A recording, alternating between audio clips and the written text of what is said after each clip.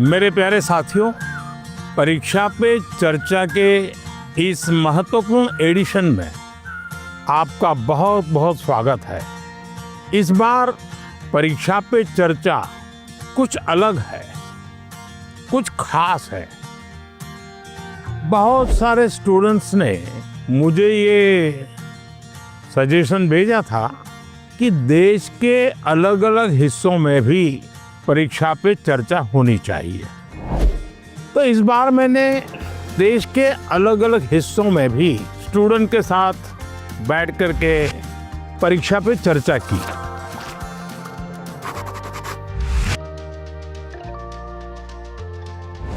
इस special episode में आप यही देखने जा रहे हैं। तो चलते हैं तमिलनाडु के कोयम्बटूर। तमिलनाडु के स्टूडेंट्स की एनर्जी, उनकी क्यूरियोसिटी ने मुझे बहुत प्रभावित किया। आइए देखते हैं। बड़ा कम तो आप लोगों को कुछ खाने पीने को मिला कि नहीं? क्या मिला? नहीं, हमें घर से लेके आए थे। I couldn't believe my eyes when I saw him. First, I had expected like a dynamic, dramatic entry because he is the prime minister after all. But it was very simple, humble and down to earth. वो जब अंदर आए बस like goosebumps आने लग गए. It was really great. यहाँ क्या खास क्या चीजें खाते हैं हर रोज? पोंगल इडली। पोंगल, अच्छा, इडली डोसा। लेकिन आप कभी नॉर्थ में जाते होंगे तो फिर पराठा, चपाती है। ऐसा है कि मैं कई वर्षों से 10th और 12th के जो बच्चे हैं उनसे बातचीत करता रहता हूँ। परीक्षा पे चर्चा, शायद आपने किताब भी पढ़ी होगी और आपके घर में भी चर्चा होती होगी, टीचर से भी चर्चा होती होगी। और मैं बातचीत करता हूँ कुछ सीखने के लिए। मेरे लिए बहुत बड़ा ये सीखने का कार्यक्रम होता है, ये सिखाने का कार्यक्रम नहीं है। तो मैं आज तमिलनाडु के नौजवानों को इसलिए मिल रहा हूँ कि मुझे कुछ सीखना है। तो आप में से अगर कोई कुछ बातें करना चाहते हो, अपनी बात बताना चाहते हो, तो मुझे सुनना है। कौन शुरू करेगा? छवि जैन है मेरा नाम। मुझे स्टार्टअप करना है, तो मुझे किन किन विषय की जानकारी चाहिए और एजुकेशनल लेवल पे मुझे क्या करना होगा जिससे मुझे स्टार्टअप के लिए मदद मिल सके। स्टार्टअप का आकर्षण क्यों हुआ आपके मन में? स्टार्टअप का विचार क्यों आया?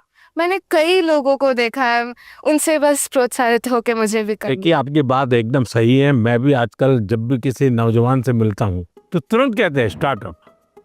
पहले आपका ध्यान इस बात पे होना चाहिए कि आप क्या करना चाहते हैं। कुछ स्टार्टअप ऐसे हैं जो सिर्फ टेक्नोलॉजी में इनोवेशन करना चाहते हैं। किसी को लगता है मैं ड्रोन बनाऊं, किसी को लगता है कि मैं घर में बिजली की व्यवस्था ऐसी खड़ी कर दूं।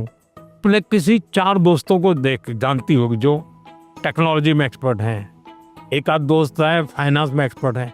चलो 4 लोगों की टोली बना दे, साइड में अपन स्टार्टअप शुरू करते हैं।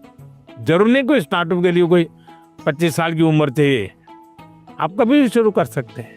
मुझे याद है स्टार्टअप कैसे होते हैं। आज की भाषा नहीं है, मैं जब छोटा था आपकी उम्र का, तो मेरा गांव जो है बड़नगर, मेरे गांव से कुछ किलोमीटर दूरी पर एक दूसरा शहर है, छोटा कस्बा है विष्णुनगर। अब वैसे तो रोजगार ब्यूरो सरकारी होते हैं, इसने वो क्या करता था, वो लोगों की मेंबरशिप लेता था और शायद 5 रुपया मेंबरशिप थी। और फिर उनको कहता था कि मैं साल में आपको 5 या 6 पोस्ट कार्ड लिखूंगा और उसमें मैं आपको कहाँ रोजगार आपके अनुकूल है वो मैं जिसको रजिस्ट्री करवानी होती वो लिख करके देता था कि मेरा ये क्वालिफिकेशन है, मुझे ऐसी नौकरी चाहिए, इस प्रकार का काम मैं कर सकता हूँ, मैं इससे इस इलाके में रहना चाहूँगा। जिसका वो रहता था क्वालिफिकेशन, उसको लिखते थे कि आज फलाने फलाने अखबार में फलाने फलाने पेज नंबर पर ऐसा एडवर्टाइजमेंट आया है जो आपके लिए अनुकूल है, तो आप वहाँ प्रयास कीजिए।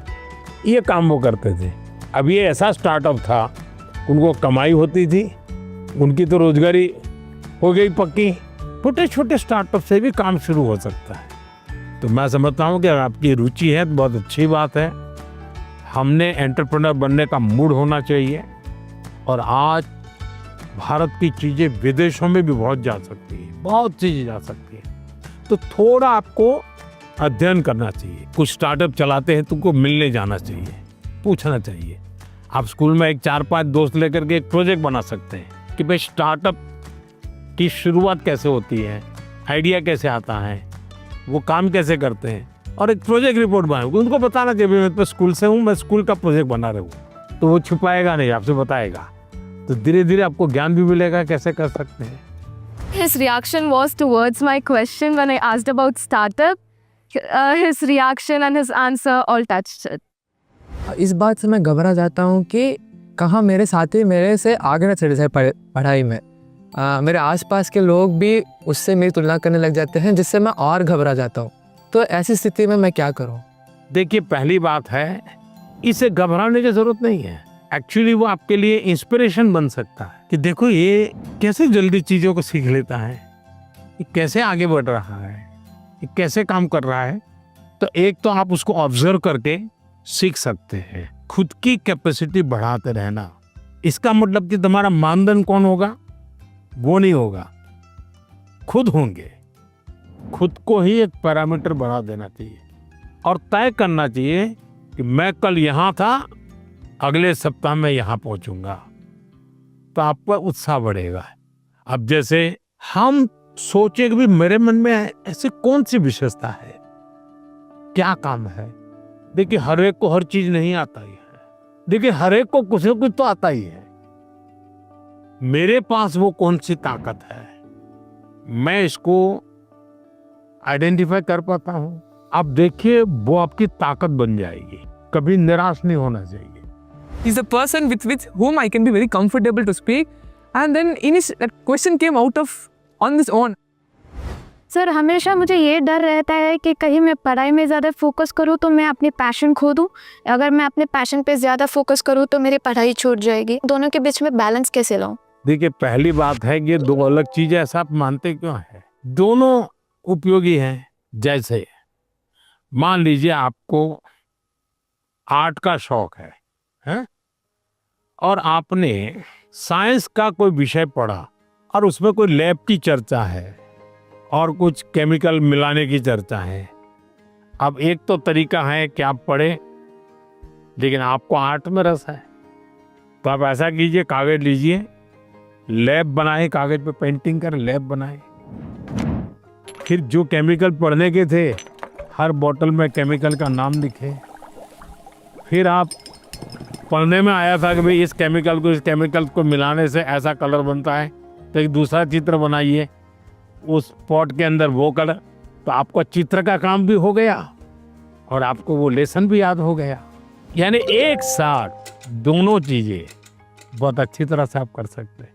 आप बहुत लकी हैं अगर आपके अंदर ये रुचि है। तो आप देखोगे कि आपने 2 घंटे पढ़ाई की, कोई भी बच्चा 2 घंटे तो थक जाता है, मन करता है यार किसी दोस्त को फोन कर लो, है या। लेकिन जिसके पास ऐसी कला है वो क्या करेगा, 2 घंटा यार चलो थोड़ी देर पेंटिंग करता हूं, तो एकदम थकान उतर जाती है। तो आपके थकान को उतरने के लिए भी एक प्रकार से आपके पास जो कला है, क्राफ्ट की जो कुछ भी आपकी सीखने की इच्छा है, वो आपको मदद कर सकती है। डेली या सप्ताह में 2 दिन आधा घंटा इसके लिए दो।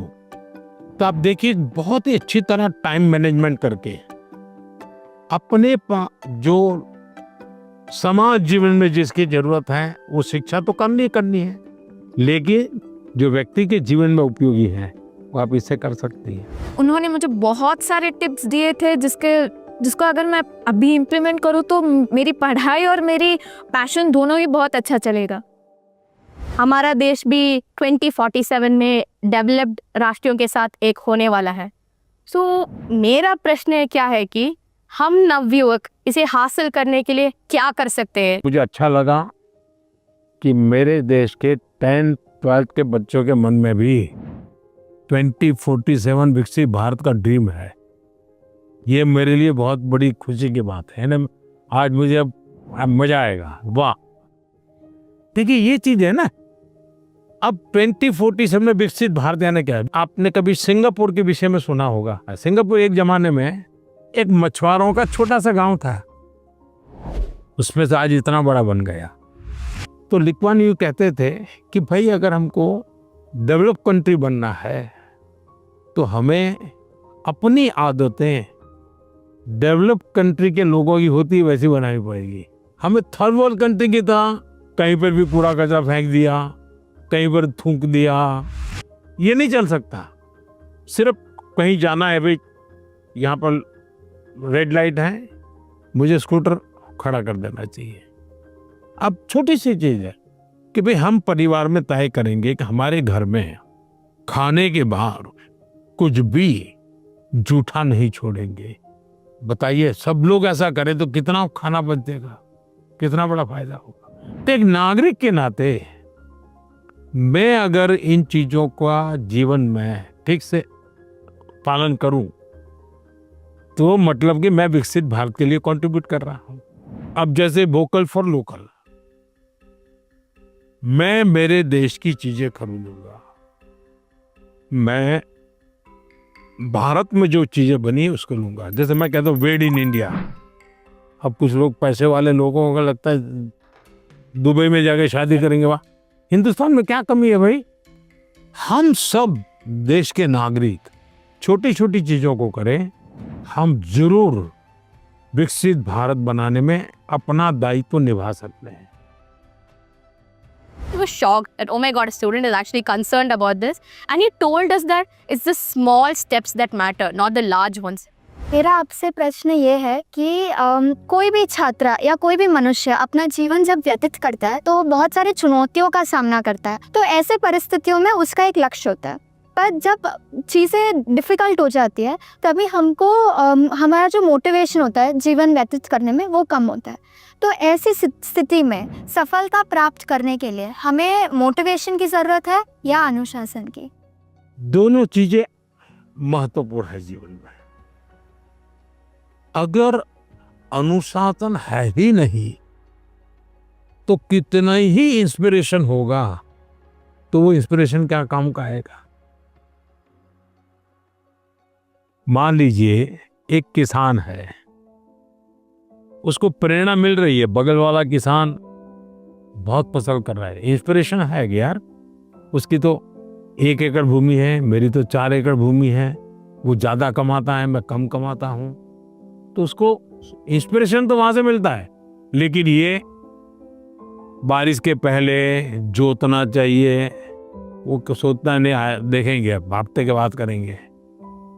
अगर खेत जोतेगा नहीं और बारिश आ गई फिर वो कुछ भी करे, उसकी तो हालत खराब ही रहेगी। तो उसके अंदर वो डिसिप्लिन नहीं था। इंस्पिरेशन था कि मैं उसकी जितनी कमाई करूं, लेकिन डिसिप्लिन नहीं थी। भाई मुझे इस समय के पहले खेत जोत के रखना चाहिए, बीज की जरूरत है ला करके रखना चाहिए, बीज को तैयार करने का काम करना चाहिए, तो डिसिप्लिन नहीं था। जीवन में डिसिप्लिन बहुत अनिवार्य है। इंस्पिरेशन में सोने में सुहागा का काम करता है। अगर डिसिप्लिन नहीं है, कितना ही इंस्पिरेशन क्यों ना हो, वो फिर बोझ बन जाता है, निराशा पैदा करता है। When I asked my question, it was a question that was stuck with me from so many years. Now, finally, I feel great and honored to get a clarity from a person who I've looked up to. Sir, हम students तो पढ़ाई करते हैं पर हमारे ऊपर कोई जिम्मेदारी नहीं है, लेकिन आप पूरे देश का लीडरशिप करते हो। करोड़ों लोगों का आपसे एक्सपेक्टेशंस हैं और आप कैसे उस स्थितियों पर स्ट्रेस फ्री रहते हो? देखिए, जो पहले आपने कहा कि आपकी कोई जिम्मेवारी नहीं है, ऐसा नहीं है। आपकी भी जिम्मेवारी है। आपको शायद पता नहीं होगा, लेकिन कभी कभी माँ कहती हो कि भाई देखो मैं जरा बाहर जा रहा हूँ तो छोटे भाई को संभालना। कभी आपके टीचर कहते होंगे कि भाई देखो कल जरा क्लास में तुमको ही संभालना हो। तो ऐसा नहीं है कि कोई व्यक्ति बिना जिम्मेवारी हो ही नहीं सकता। कुछ लोग अपनी जिम्मेवारियों के प्रति बड़े सजग होते हैं, आप लोग में से क्रिकेट में कितने लोगों का इंटरेस्ट है? क्रिकेट कितने लोग देखते हैं टीवी पर? हैं? सब देखते हैं। अच्छा, जब क्रिकेट देखते हैं करते हैं तो खिलाड़ी अंदर होता है, बैट्समैन खास, और पूरा स्टेडियम चिल्लाता है। प्लेयर क्या करता है? वो उस पर ध्यान देता है कि बॉल पे ध्यान देता है? मान लीजिए कि उसने गलत शॉट लगा दिया और बड़ी मुश्किल से कैच छूट गए, बच गया, तो लोग और पूरा स्टेडियम करते हैं। क्या उस पर उसका असर होता है? क्या नहीं होता है। वो अपना पूरा ध्यान, उसको जो बॉल खेलना है उसी पर केंद्रित करता है। सफलता के लिए बहुत आवश्यक है कि आप अपने लक्ष्य को ओझल ना होने दें। I was very overwhelmed with nervousness and happiness when I met him, and we liked the conversation with him. मुझे आपका बुक एग्जाम वैरियो बहुत पसंद आया। तो मेरा यह प्रश्न है कि आपको कैसे इंस्पिरेशन मिला, प्रेरणा कैसी मिली उस बुक लिखने के लिए? ऐसा है कि मैं बहुत सालों से बच्चों के साथ बातचीत करने का मेरा शौक रहा है। मुझे अच्छा लगता है, उनके पास अच्छी अच्छी बातें होती है, सीखने को मिलता है, तो ये मैं करता रहता था। फिर मैं जब मुख्यमंत्री बना तो मैं 5 सितंबर को शिक्षक दिवस होता था, तो मैं बच्चों के साथ बातें करता था। जब मैं दिल्ली आया तो मेरे मन में आया कि मैं ये 10th और 12th के समय जो ये बाप एक हवा खड़ा हो गया है, पूरे घर के अंदर कर्फ्यू लग जाता है। टीवी नहीं, मित्र नहीं, मोबाइल नहीं, यानी हर कोई देखता है क्या करता है, पढ़ता है कि नहीं पढ़ता है, पढ़ता है कि नहीं पढ़ता है, पूरा घर में ये हो जाता है, एक बड़ा युद्ध सा माहौल बन जाता है। मुझे लगा ये बंद होना चाहिए। इसमें से मुझे विचार आया और मेरे कुछ साथियों ने मुझे इसको जरा आइडियाज रिफाइन करके दिए, तो मैंने फिर इसको पकड़ लिया। मैंने कहा ये मैं हर साल करूँगा, और ये मेरे अपने सामर्थ्य से नहीं डेवलप हो रहा है, ये आप लोगों की भागीदारी से डेवलप हो रहा है। कभी पेरेंट्स मुझे लिखते हैं कि मेरा बच्चे का ऐसा है, क्या करें। कभी टीचर बताते हैं भाई स्कूल में हम तो ये करते हैं लेकिन होता नहीं है। तो फिर मुझे लगता है कि मुझे इसका सॉल्यूशन खोजते रहना चाहिए। तो और मैं तो माँ बाप को जरूर कहूँगा गाइड पर कि कृपा करके परिवार में 10वीं 12वीं का टेंशन मत बनाइए, घर में कर्फ्यू मत लगाइए, हंसी खुशी के माहौल में पढ़ते रहिए। One thing that I like to take away is the way he explained why he wrote this book, taking like 10th and 12th, you know, how much pressure they take, and for that only he started writing this book. Sir, आजकल के ज़माने में AI का प्रभाव बढ़ते ही जा रहा है। हम देख सकते हैं कि कई कंपनियों में इंसान नहीं बल्कि एआई एम्प्लॉयज़ भी होते हैं। तो मेरा ये सवाल है कि क्या हम एआई को डरना है, और हम अपने फ्यूचर करियर लेने के समय क्या क्या याद रखना चाहिए? देखिए, हर युग में जब भी कोई नई टेक्नोलॉजी चर्चा होती है, कंप्यूटर आया तो चर्चा हो रही क्या हो जाएगा सब, तो ये हर युग की ये चर्चा का विषय रहा है। हमें किसी चीज से डरना नहीं चाहिए। हमारी कोशिश होनी चाहिए, एक, हम उसके गुलाम नहीं बनेंगे। मैं अपने जीवन में मैं ही निर्णायक रहूंगा, वो मेरा मालिक नहीं बनेगा। जैसे कुछ बच्चों का है, मोबाइल उनका मालिक बन गया। अगर मोबाइल नहीं है तो खाना नहीं खा सकता है, टीवी नहीं है तो जी नहीं सकता है, मतलब ये आप उसके गुलाम बन गए। मैं गुलाम नहीं बनूंगा। एक बार मन में ये पक्का करना, हर टेक्नोलॉजी का हम ज्यादा उपयोग कर सकते हैं। अगर मैं एआई को पूछूं मुझे ये किताब कहाँ से मिलेगी, कौन सी है, इस विषय पे अच्छी किताब कौन सी है, हो सकता है वो गाइड करे, आपके लिए काम आएगा। लेकिन तुम कहोगे मैं ही पढ़ूंगा, तुम ही मुझे बता दो अंदर क्या है, तो फिर गड़बड़ हो जाए। और हमेशा ही नेचर ऑफ जॉब बदलेगा, नेचर ऑफ जॉब बदलना है। और पहले भी जब बैलगाड़ी में लोग जाते थे तो एक प्रकार का जॉब था, अब वो हवाई जहाज में जाने लगा तो बहुत कुछ बदल गया। लेकिन जीवन तो चलता रहा। तो मैं समझता हूँ हमने टेक्नोलॉजी को समझना होगा, खुद का विस्तार करना होगा, उसमें उस टेक्नोलॉजी की ताकत को जोड़ना होगा, हमारे कामों में वैल्यू एडिशन करें।